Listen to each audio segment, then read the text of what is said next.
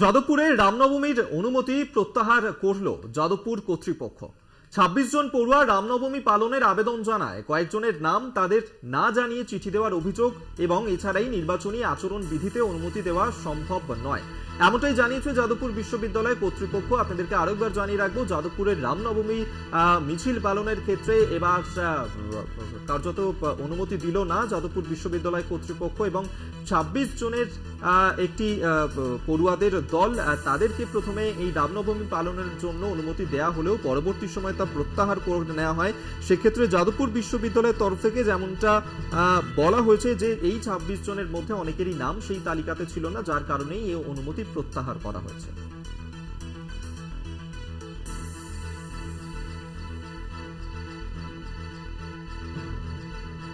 আপনাদেরকে আরেকবার জানিয়ে রাখবো, এবার যাদবপুর বিশ্ববিদ্যালয়ের রামনবমী পালনের ক্ষেত্রে অনুমতি দেয়া হলেও পরে তা প্রত্যাহার করে নিল যাদবপুর বিশ্ববিদ্যালয় কর্তৃপক্ষ। যে 26 জন পড়ুয়া অনুষ্ঠানের জন্য আবেদন করেছিল তাদের প্রত্যেকের নাম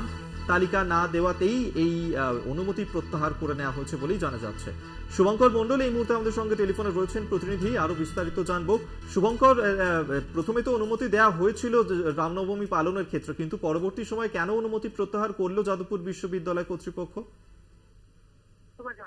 যে গত 12 তারিখ এই রামনবমীর অনুষ্ঠান পালন করা হবে বলে বিশ্ববিদ্যালয়ের বেশ কয়েকজন প্রায় 26 জন বিভিন্ন তারা বিশ্ববিদ্যালয় কর্তৃপক্ষের কাছে আবেদন জানায় যে রামনবমীর অনুষ্ঠান তারা পালন করতে চান এবং তারা চিঠিতে লেখেন একেবারে গোদা বাংলায় যে সেই অনুষ্ঠান দিয়ে কোনো রকম কোনো শোভাযাত্রা, ধর্মীয় শোভাযাত্রা তারা ক্যাম্পাসের ভেতরে করবে না, শুধু অনুষ্ঠান হবে, এমনকি কোনো গান বাজানো হবে না, শুধু তার বহিরাগতরাও আসবে না। এই মর্মেই কিন্তু বিশ্ববিদ্যালয় কর্তৃপক্ষ তাদেরকে প্রথমে অনুমতি দিয়েছিল, কিন্তু গতকাল বিশ্ববিদ্যালয়ের অন্যান্য ছাত্র সংগঠন থেকে শুরু করে অনেক পড়ুয়াই তারা অরবিন্দ ভবন, দিকে প্রশাসনিক ভবন, সেখানে গিয়ে বিক্ষোভ দেখান এবং ক্যাম্পাসের ক্ষেত্রে এই ধরনের অনুষ্ঠান চলতে পারে না বলে তারা সেখানে বিক্ষোভ প্রদর্শন করেন এবং কর্তৃপক্ষ বিষয়টি আন্দাজ করে তারা কিন্তু পরবর্তীতে অর্থাৎ গতকালই আমরা এক্সক্লুসিভলি দেখিয়েছি যে খবর, গতকালই তারা সেই সিদ্ধান্ত করে অর্থাৎ রামনবমীর যে অনুষ্ঠান তারা 3টি কারণ দেখিয়েছে যে এই ধরনের অনুষ্ঠান যদি ক্যাম্পাসে হয় যে বিক্ষোভের পরিস্থিতি তৈরি হলে পরিস্থিতি খারাপ হতে পারে, ক্যাম্পাসে যে বলা যেতে পারে সম্প্রীতি, সেই সম্প্রীতি নষ্ট হতে পারে। দ্বিতীয়ত, যেহেতু এই মুহূর্তে একেবারে আদর্শ আচরণবিধি লোকসভার জারি রয়েছে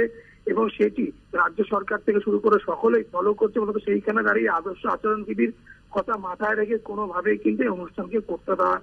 যাবে না বলে তারা জানিয়েছে। এবং তৃতীয়ত, তারা জানাচ্ছেন যে যেহেতু ক্যাম্পাসের ছুটি স্বাভাবিকভাবে রাজ্য সরকারের তরফ থেকেও জানানো হয়েছিল এর আগে এবং সেই দিকে তাকিয়ে যেহেতু অনেক সংগঠনের কাছ থেকে হুমকি আসছে এবং বিশেষ করে সাম্প্রদায়িক হুমকিরও কিন্তু বিষয়টি জানানো হয়েছে, সেই দিকে তাকিয়ে তারা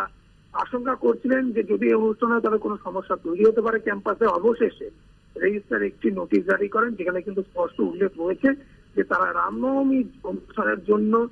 যে অনুমতি দিয়েছিলেন সেই অনুমতি তারা প্রত্যাহার করছেন এবং সেখানে